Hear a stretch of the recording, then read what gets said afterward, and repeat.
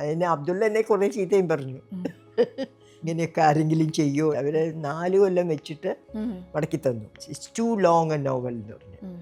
MTയുടെ കാലം അദ്ദേഹത്തിന്റെ അറിവോ അനുവാദമോ ഇല്ലാതെയാണ് ആദ്യം വിവർത്തനം ചെയ്തത്. അതെ അതെ, എനിക്ക് ഇതിനെപ്പറ്റി ഈ മേഖലയിലൊന്നും ഞാൻ അടുത്ത് കൂടെ പോയിട്ടില്ലല്ലോ. അപ്പൊ ഞാൻ തന്നെ ചെയ്തതാണ്, ചെയ്ത് അയച്ചു.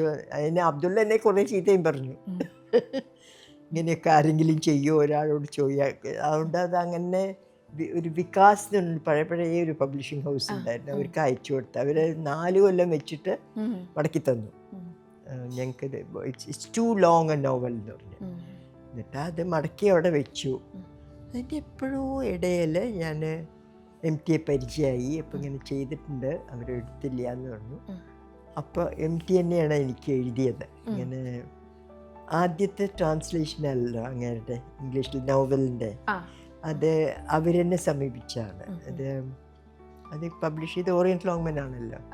അവർ ചോദിച്ചു ഇത്ര ഇങ്ങനെ ഒരു നോവല്. അപ്പോൾ അവർ MT പറഞ്ഞു ഒരു നോവല് ചെയ്ത് ഒരാളുടെ അടുക്കൽ ഇരിപ്പുണ്ട്, ഞാനത് അയച്ചു തരാൻ പറയാം. അപ്പം ഞാൻ വേഗം അത് ആദ്യം നോക്കി കുറച്ചുകൂടി ഒക്കെ ഇത്തിരി ഒന്ന് ഭംഗിയാക്കിയിട്ടാണ് അയച്ചു കൊടുത്തത്. മഞ്ഞ് അതിനു മുമ്പ് വിവർത്തനം ചെയ്തിട്ടുണ്ടല്ലോ പ്രമീള നായർ. പ്രമീള ഗീത മാമും അതൊന്നും കൂടെ വിവർത്തനം ചെയ്തിട്ടുണ്ട്. അപ്പോൾ ഒരേ കൃതിക്ക് 2 വിവർത്തനം വന്നിട്ടുണ്ട്. അതെ, മഞ്ഞിനും 2-ാം ഊഴത്തിനും. 2-ാം ഊഴം പിന്നെ മാം തന്നെയാണ് ഒന്നും കൂടെ ചെയ്തത്. അതെ, അവിടെയാണ് റിപ്പീറ്റ് ട്രാൻസ്ലേഷൻ വന്നത് അല്ലേ? അതെ, ഒരാൾ തന്നെ ഒരേ കൃതി 2 തവണ. അതെ. അപ്പൊ എന്തൊക്കെ ബേസിക് മാറ്റങ്ങളാണ് വരുത്തിയത്? അത് ഞാൻ മറ്റേ ട്രാൻസ്ലേഷൻ നോക്കി ചെയ്യില്ലല്ലോ, നമ്മൾ നമ്മുടെ അല്ലേ ചെയ്യുള്ളൂ. അപ്പൊ നമ്മുടെ കയ്യിൽ ആ സോഴ്സ് ബുക്ക് മാത്രമേ ഉണ്ടാവുള്ളൂ. അതൊന്ന് വായിച്ചു, ഓടിച്ചു വായിച്ചു, പക്ഷെ പിന്നെ ഓപ്പൺ ചെയ്തിട്ട് ഫസ്റ്റ് ട്രാൻസ്ലേഷൻ നോക്കിയിട്ടേ ഇല്ല. പിന്നെ നമ്മുടെ ഈ മൂലകൃതിയായിട്ടാണ് നമ്മുടെ communication. Translator for the first time. എന്നിട്ട് ആദ്യത്തതും 2-ാമത്തതും തമ്മിൽ കമ്പയർ ചെയ്ത് നോക്കിയോ? ഇല്ല. അത് റീഡേഴ്സ് ചെയ്യട്ടെ വേണച്ചാ. പിന്നെ ഇപ്പൊ 3-ാമതൊന്നും കൂടി ട്രാൻസ്ലേറ്റ് ചെയ്യണമെങ്കിൽ എൻ്റയർലി ഡിഫറെന്റ് ആയിരിക്കും.